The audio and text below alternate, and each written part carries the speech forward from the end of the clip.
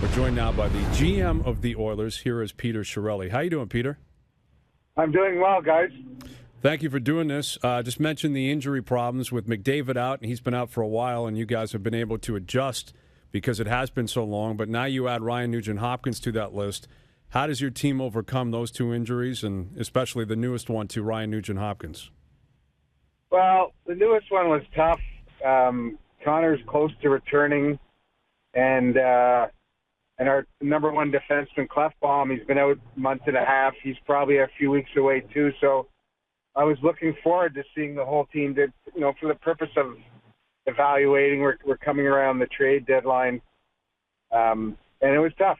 Nuge was going out to block a shot, and he turned his hand a little bit and got the inside of his knuckle and broke his hand. So.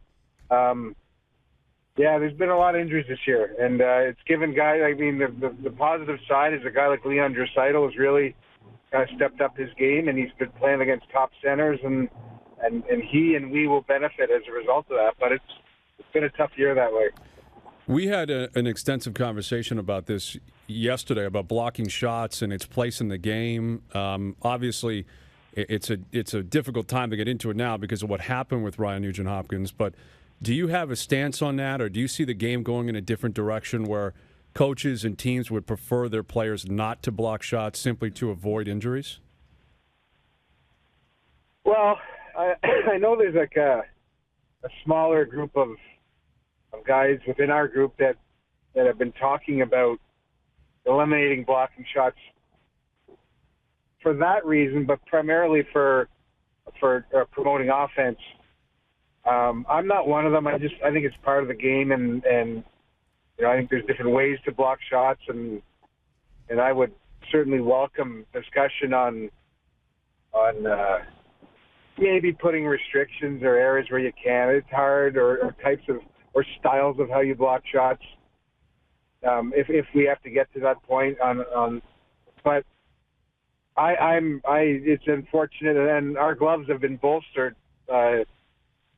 I met with a couple of our glove manufacturers yesterday, and ours have already been bolstered, and it's tough. It's part of the game, and you're right. I mean, it's Boston. We had our best players killing penalties too, and I say that because you end up blocking more shots when you're killing penalties. So I wouldn't outlaw blocking shots, but it's certainly disappointing when you lose any player due to blocking your shot. Peter, you're talking about injuries with your group and how much you've had to go through. Is that tough as a general manager to assess kind of the overall status of where you're at as far as the progression when you don't have a full lineup every night, or are the guys that you want, your core group, in every night? Yeah, it's because you can see, and again, like I don't know if there are any teams that have ever had a full lineup. So, but I do know that. You get glimpses when you're relatively healthy. You get glimpses of where guys should play and with whom they should play, and what their roles are and whatnot. And we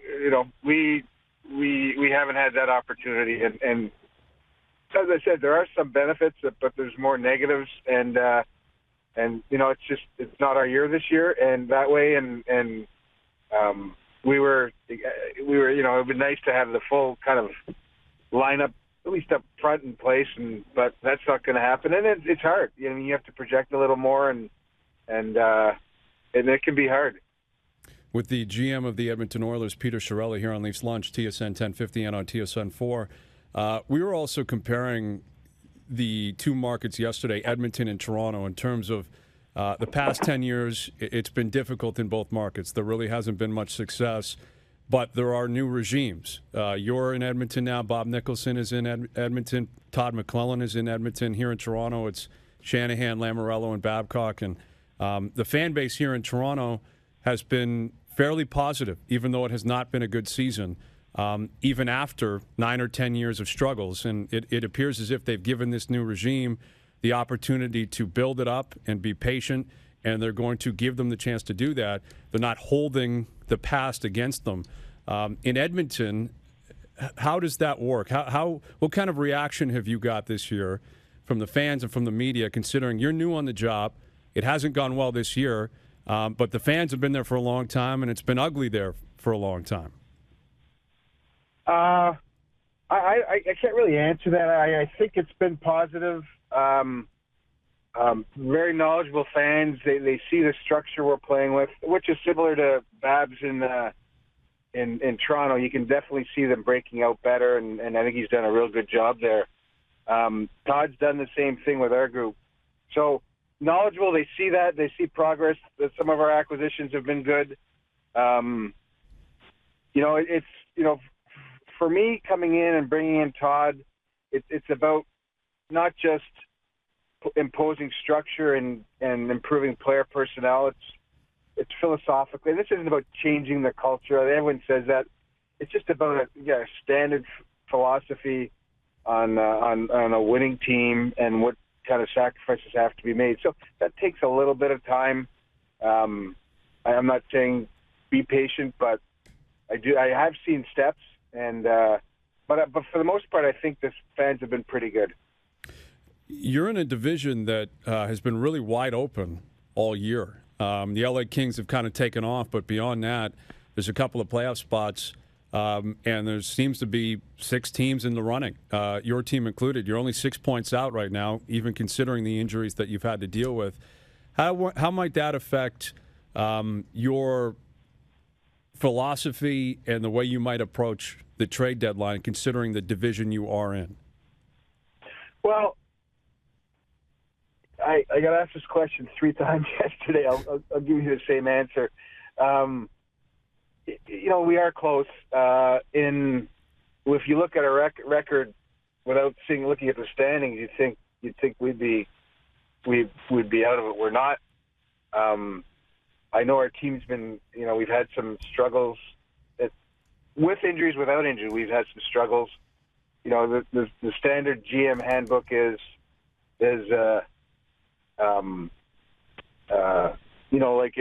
you try and flesh things out at the trade deadline, and depending on how your team's doing. So I'll go through that exercise. We still got a ways to go. We're going to get a couple of real good players back in Connor and Clefbaum, and we'll cross that bridge when we get to it. But we do have some players who are UFAs, but in the big picture, I'm not going to do anything to significantly alter what our plan is here. You just extended Cam Talbot, or signed him to a 3-year deal. The thought process behind that, and where you've seen Cam's game get to as of recently. He's one of those UFAs I just talked about. We acquired him in the summer. Very impressed with his body work. Although ideally it could have been more games, but sometimes you have to deal with the cards that you were dealt. And just mental toughness, I thought was really good with Cam, and the thing that really impressed me with Cam, with us, was his ability to work through kind of a slump and then get his game back. And I saw it firsthand what he did, and when you have to work through that stuff, it's tough as a goalie because you're the last line of defense. Anders had the net, and Cam really worked on it. So I like that. I liked what he did last year with the Rangers. I've watched him for 3 or 4 years in the East, and we decided to commit to him for 3 years. With Peter Chiarelli, the GM of the Oilers. Considering what happened yesterday in the American Hockey League with Brian McGrattan, the fighting conversation has really spiced up again today. A lot of people are talking about it. It happens every couple of months, or it seems that way anyway, and we re-engage in this debate and this conversation. And there was an incident in a game you guys had a couple of nights ago when you were in Florida where there was a carryover from a few games prior to that when you guys had the Panthers in town last week, and Matt Hendricks laid out Aaron Ekblad, and Ekblad hasn't played since, and Hendricks was suspended 3 games for it. And when he got on the ice early in the game, Branson came up to him and said, when the puck drops, it's go time. And I give credit to Hendricks, even though he was fighting up in weight class. He said, all right, I'll meet you at center ice, and that's the way it went, and that's the way it's gone in this game for decades now. Do you expect that part of the game to always be there, the retribution fight, or the, hey, off the draw, you did something to one of our best players, so you're going to have to pay for it type fight? Do you expect that to always be a part of the game?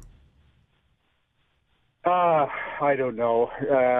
It's probably in my time in this business, yes. It's quote unquote an honorable code. I don't mind how it was resolved. I don't know if that discussion took place. I didn't talk to Matt, nor did I see it up close. They may have said something about that. It certainly looked like that. You know, it's a game where that is getting faster, and there's more hits. We're very conscious and conscientious about illegal hits and illegal play, but I can't really see it disappearing from the game, at least in my time. Do you want it to stay in the game? I was okay with how that was resolved, and I know there's a lot of dangers and pitfalls with fighting, and we as managers look at that and the dangers associated. Also recognize the assumption of risk when you play in this game. So it's a balance. I like a physical game, and I hope to be part of the group to continue to maintain that balance. Well, when you consider the player that you have in Connor McDavid, who's 18, but he's already a superstar. It feels that way. He's already the face of the league. I mean, I think we all agree that in 3 or 4 years, I think he'll be the best player on the planet.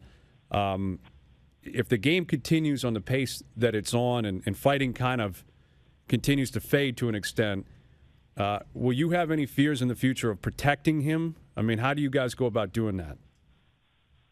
So what's your question? Is if there's not a fighter to well, if other teams are taking liberties on him, how do you deal with that? How will you handle that? Well, you know, as my answer was, I don't see it going anywhere in the near future. So I don't see I really having to deal with it that way. That, you know, first thing, you got to catch Connor, and then I understand I'm not being smart, but you got to catch him, and he's hard to catch, right? And he's very, very aware. You know what? That's a bridge that I'll cross if it appears.